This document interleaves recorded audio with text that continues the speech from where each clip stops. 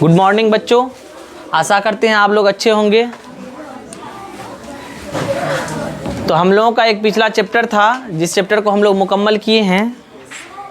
उस चैप्टर का नाम था कोशिका यानी सेल।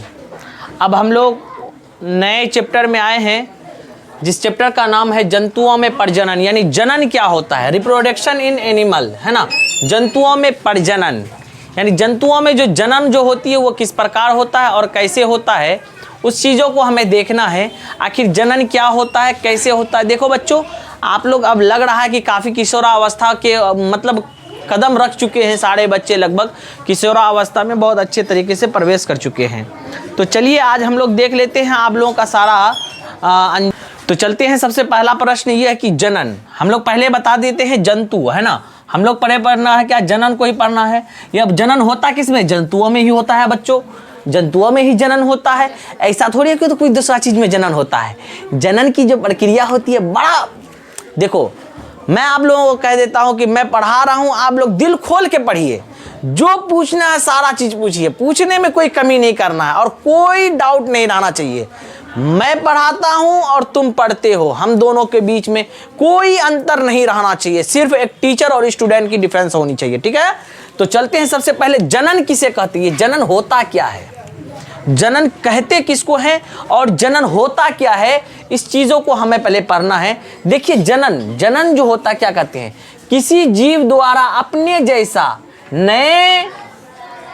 जैसा नए जीव की उत्पत्ति करने की प्रक्रिया को जनन कहते हैं। यानी कह रहा है कोई जीव अपने जैसा नया जीव का उत्पन्न करता है, नए जीव का विकास करता है या नए जीव पैदा करता है, उसी को हम लोग क्या कहते हैं, अपने जैसा, जो उसी को हम लोग क्या कहते हैं, जनन कहते हैं ना।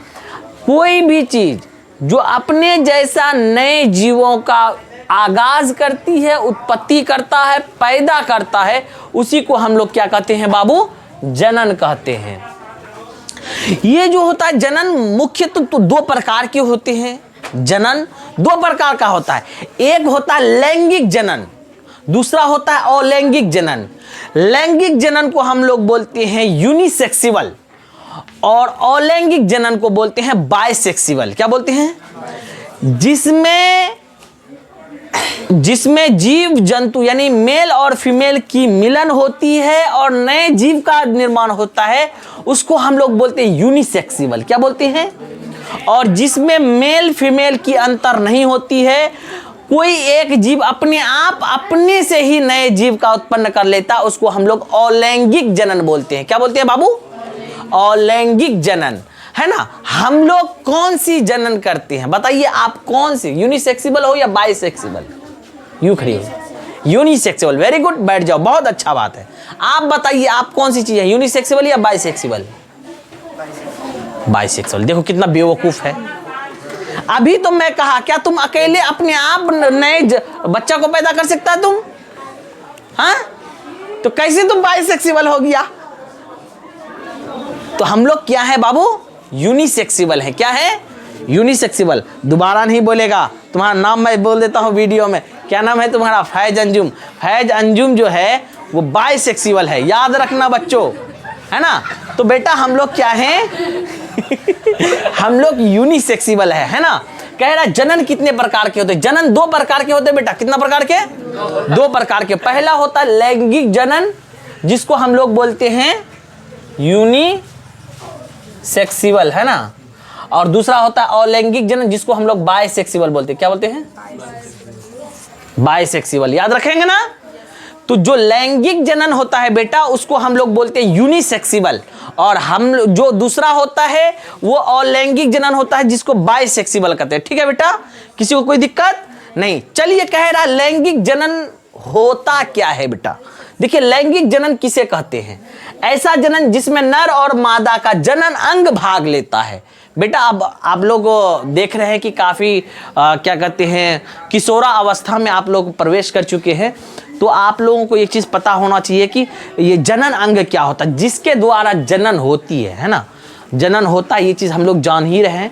काफ़ी ओवर इंटेलिजेंट सब हो, मुझे पता है आप लोग कितने ओवर हैं, लेकिन बेटा लिमिट पे, है ना, लिमिट पे चलते हैं।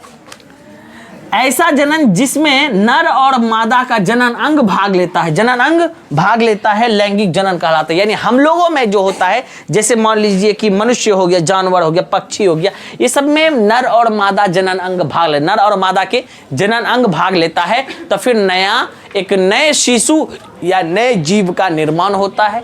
ठीक है ना, ठीक है ना। जैसे मुर्गा मुर्गी देखे होंगे आप लोग, एक मुर्गा दूसरे मुर्गी के ऊपर चढ़ता है, फिर अंडा होता है, फिर अंडा से फिर चूजा होता है, चूजा से फिर क्या होता है, बेवकूफ़ हंस रही है, पढ़ रहे हो तो फिर इसमें हंसने की कोई बात नहीं होनी चाहिए। फिर उससे चूजा होता है, चूजा फिर बड़े होकर फिर वो नए क्या कहते हैं, मुर्गी बनता है और मुर्गा बनता है। ठीक है बेटा, इसके लैंगिक जनन के हम लोग कुछ गुण जान लेते हैं। क्या जान लेते हैं? आखिर वो होता कैसा, किससे कैसे होना चाहिए जिसमें लैंगिक जनन होगा। लैंगिक जनन के प्रमुख गुण है ना, लैंगिक जनन में दो जनक भाग लेता है, यानी दो चीज भाग लेता है, एक मेल दूसरा फीमेल, दो जनक भाग लेता है बेटा। ठीक है, उसके बाद कह रहा है लैंगिक जनन में नर और मादा भाग लेता है, नर और मादा यानी मेल एंड फीमेल दोनों भाग लेना। अगर मेल है, अगर ऐसा कोई हो सकता है कहेगा कि अब मान लो अशरफ बोलेगा, नवेद बोलेगा नहीं हम अकेले बच्चा पैदा कर लेंगे, ऐसा नहीं हो सकता है, क्योंकि वो यूनिसेक्सुअल है, इसमें फीमेल का भी होना अनिवार्य है ना। तो चलिए, जब ऐसे ही देख लीजिए, जैसे मान लिया आपका दादा और दादी ने शादी किया, फिर आपके पिताजी पैदा हुआ, तो ये एक परंपरा, एक प्रकृति चलती आती है, उसी को हम लोग बोलते हैं लैंगिक जनन बेटा। चलिए, उसके बाद फिर कह रहे हैं लैंगिक जनन में निषेचन का क्रिया होता है। निषेचन यानी फर्टिलाइजेशन होता है। ये फर्टिलाइजेशन आप लोग 9th क्लास में पढ़ेंगे। वैसे हम कोशिश करेंगे इसमें सारे चीज़ को जनाने के लिए, पूरी तरह से कोशिश रहेगी हमारी कि मैं आपको किसी भी तरह की डाउट ना रखूं। 8th class and related 10th class, एकदम 8 क्लास पूरी तरह से मैच्योर रहता है 10th क्लास से, एकदम कोई अंतर नहीं रहता। थोड़ी सी है 8th क्लास में आप शॉर्ट में पढ़ेंगे और 10th क्लास में लॉन्ग में पढ़ेंगे, बस यही अंतर है। ठीक है, आप लोगों को कोई भी तरह की दिक्कत नहीं रखना। जो बच्चा 8th क्लास में अच्छे से पढ़ता है, 10th क्लास में उसको खेल मजाक लगता है, पढ़ाई मजाक लगती है। तो चलो बेटा, इसमें कह रहे हैं निषेचन का क्रिया होता है। क्या होता है? फर्टिलाइजेशन की क्रिया होता है। उसके बाद क्या, लैंगिक जनन उच्च स्तर में होता है। किसमें? उच्च स्तर के जीवों में, यानी कह रहा है एक वैल्यूबल जीवों में, बेटर वैल्यूबल जीवों में होता है।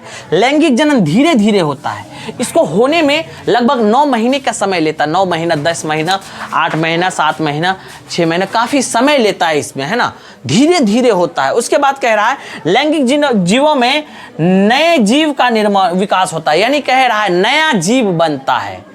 अब मान लीजिए एक मेल और फीमेल मिलकर के एक नए शिशु का जन्म देता है, यानी नया जीव का निर्माण होता है लैंगिक जनन में। किसी को कोई दिक्कत? किसी को कोई दिक्कत? चलिए इतना उतारिए, फिर हम लोग आगे पढ़ते हैं।